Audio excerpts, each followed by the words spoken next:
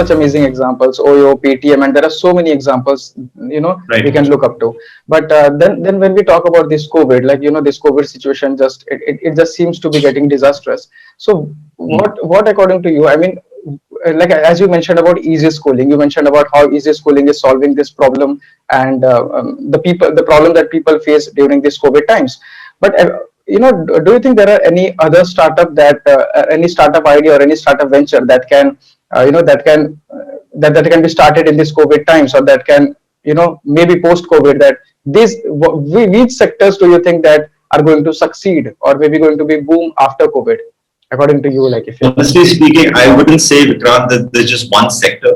As we're having this video call, I'm sure that there are multiple people solving, really,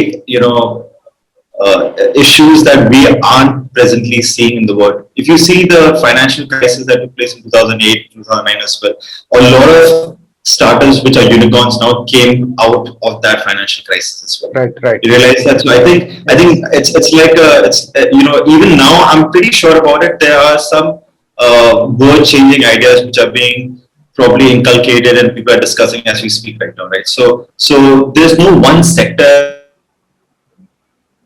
affected the travel and tourism hospitality sector all in all. Definitely it has, because small entrepreneurs in the travel and tourism sector will have a hard time for sure. This might last for a year or two more. Honestly, I'm not one to say exactly when will this be over. But I think anyone who's looking at setting up a business needs to be technologically savvy. He needs to be sure that he is moving into a world which is more digitized, right? So I think anywhere where you're bringing in technology and helping solve a problem is going to really last this pandemic era which is going on. So this is what I truly feel. I don't think there's one sector as such. To be honest with you, I don't even think so. Travel and tourism would be a sector that I would say might be solving a massive issue as we speak right now. I mean, there would be entrepreneurs who try to figure out how do we ensure that once we come out of this, pandemic, there will be a surge of people looking at travel. Because no one wants to be sitting at home this day, right? I mean, we've been here since the last year. Travel is restricted. You go to a different city. Every time I go to a different, we don't know how many number of times that we have gotten tested every time we go into a different city, right? Right. So I think these problems will and are being solved as we speak. Right, I completely agree, because when you mentioned that even we consider COVID as being really disastrous, we have actually seen startups emerging out to be unicorns, and Zerodha is one example. Mr. Nikhil Kamath, Yes. becoming the youngest billionaire of India. So I think yes, I've seen people, and we all have seen people turning this COVID thing into an amazing opportunity. One last question before we wind this Please. session would be, you being a venture capitalist, and you're someone who have been investing into a lot of startups, and you have been investing into a lot of these seed idea startups.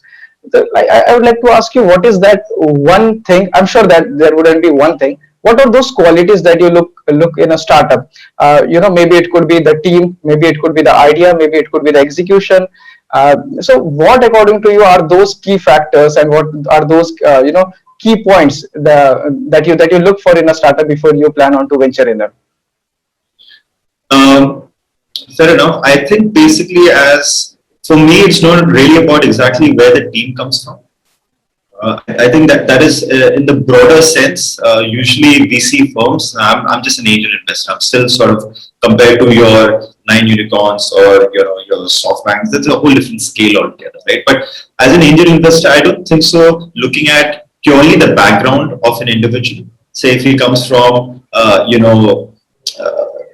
an IIT or a Stanford or how obviously there are more chances of success rate happening in someone with that background. But I don't believe that is the only criteria that I would be looking at for startups, right? I think in this day and age, I think the kind of issues which are being solved by a lot of entrepreneurs on a grassroots level, I think that's more important, I feel. Right?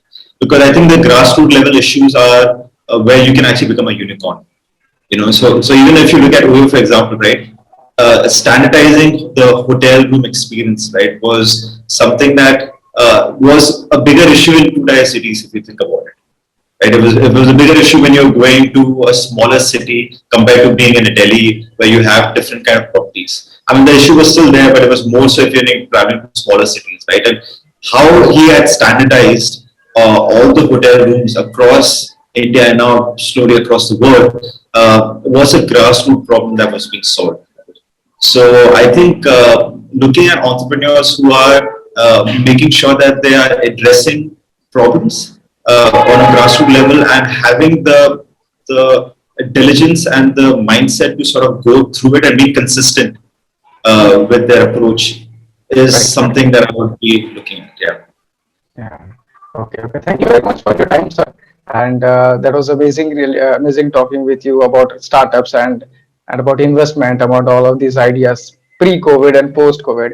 It's really amazing to talk, and I'm sure the viewers are going to have a great time enjoying this, these tips and these little entrepreneurs. They're going to pick all of those.